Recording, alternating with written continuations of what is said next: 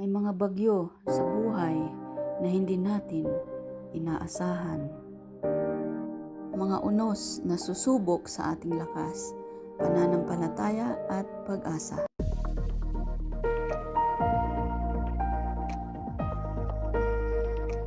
Ngunit paano kung sa gitna ng dilim, ikaw pala ang liwanag na hinihintay ng iba?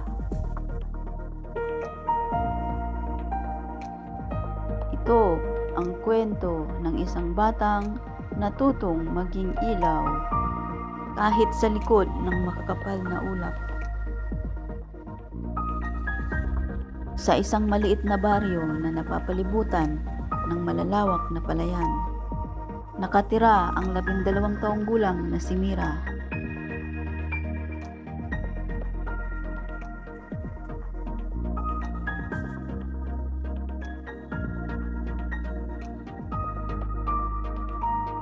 Father, Mother, I'm here. Welcome. Let's plan together. Good. We'll finish this row. Simple lamang ang kanilang buhay. Ang kanyang ama ay magsasaka. At ang Fresh gulay kanyang po, ina masarap at ay mura. nagtitinda Sige, isang ng buko sa gulay bangko. sa Walang palengke. problema, ito na. Mahilig si Mira sa langit.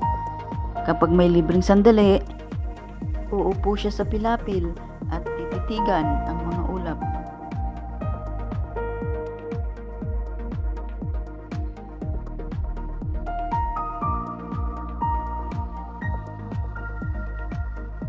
Isang araw, tinanong niya ang kanyang ama, Mira, Tatay, bakit po kaya may mga bagyo? Kasi anak, kailangan ng kalikasan maglinis minsan. Ah, ganun po ba?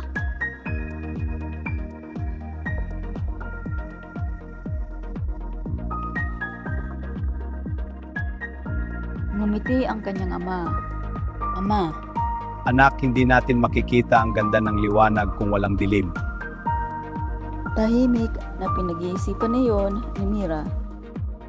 Isang hapon, biglang nagdilim ang kalangitan. Lumakas ang hangin at nagliparan ang mga dahon. Nagmadaling magsiuwian ang mga tao.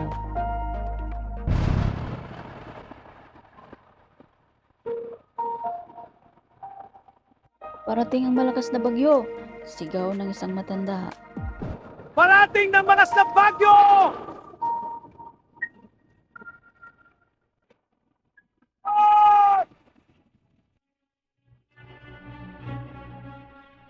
Faster! The houses! Tinulungan ni Mira ang kanyang ama sa pag-aayos ng bubong. Kahit may kaba sa dibdib, hindi siya nagpahalata. Kailangan na natin bilisan ni Tay, parating na ang bagyo. Opo, bilisan na natin. Magmadali na tayo anak, malakas na ang hangin. At nang gabing iyon, dumating ang unos. Pumagupit ang hangin at bumuhos ang ulan.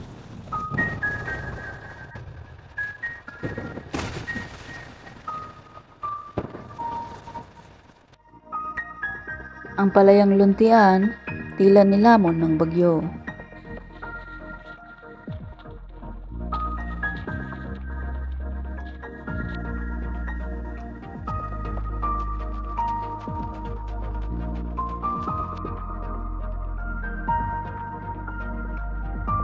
Sa loob ng kanilang bahay, mahigpit na yumakap si Mira sa kanyang ina. Tahimik siyang nagdasal.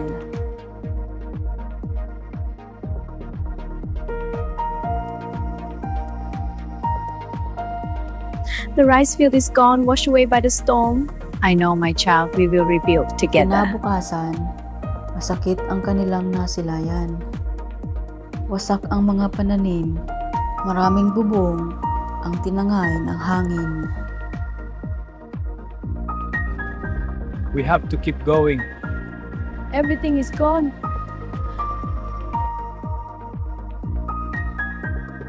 Ang baryo ay nabalot ng katahimikan. Paano na ang kabuhayan? Paano na ang ani? Marinig ng ni Mira kabuhayan. ang mga bulong ng Kakayanin natin, pangamba. tiwala lang. Paano na tayo? Wala ang lahat. Pababa na. Napansin niya ang lungkot sa mukha ng kanyang ama. Ngunit sa It's kanyang okay. puso, We're together. may maliit na apoy Scared. na I hindi know, me namatay. too. But we'll be alright. Huwag kang umiyak anak, magkasama tayo. Nasaan na ang bahay natin? Mawawala na lang pero magtatayo ulit tayo. Masama tayo. Naalala niya ang sinabi ng kanyang ama, hindi natin makikita ang liwanag kung walang dilim.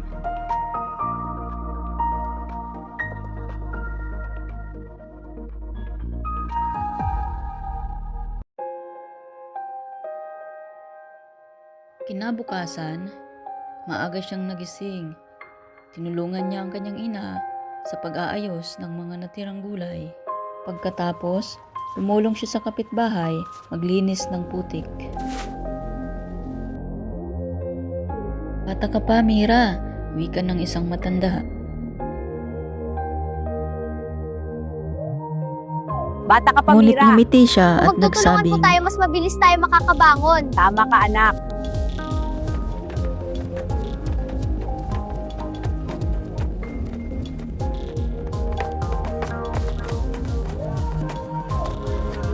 unti-unting nahikayat ang iba. May Kumain nagwalis, muna tayo, may bayanihan nag-ayos tayo. ng bakod, may nagbahagi Sige, ng tuloy lang. pagkain. Wala nang ibang magtutulungan kundi tayo lamang. Tama ka, kaya tayo na at kumain muna para may lakas tayo.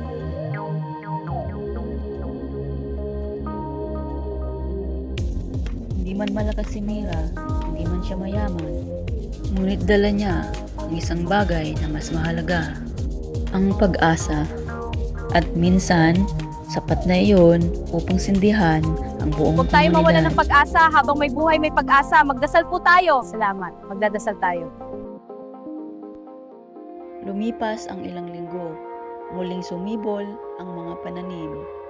Bumalik ang tawanan sa baryo.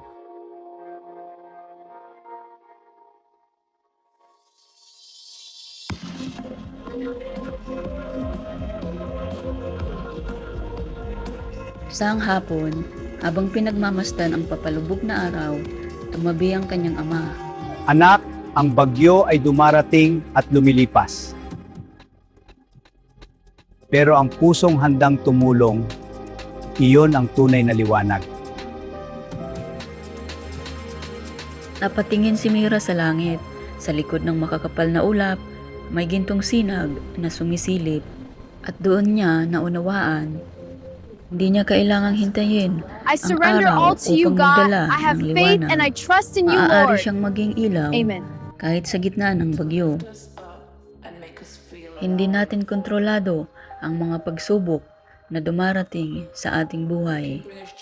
Ngunit may kapangyarihan tayong piliing maging pag-asa, maging lakas, at maging liwanag para sa iba.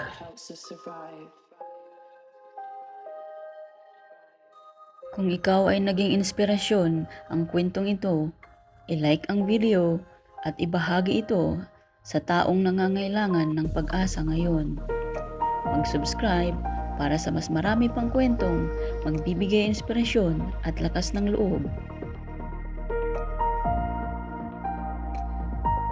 At tandaan na sa bawat bagyo sa buhay mo, maaari kang maging ilaw at inspirasyon sa iba.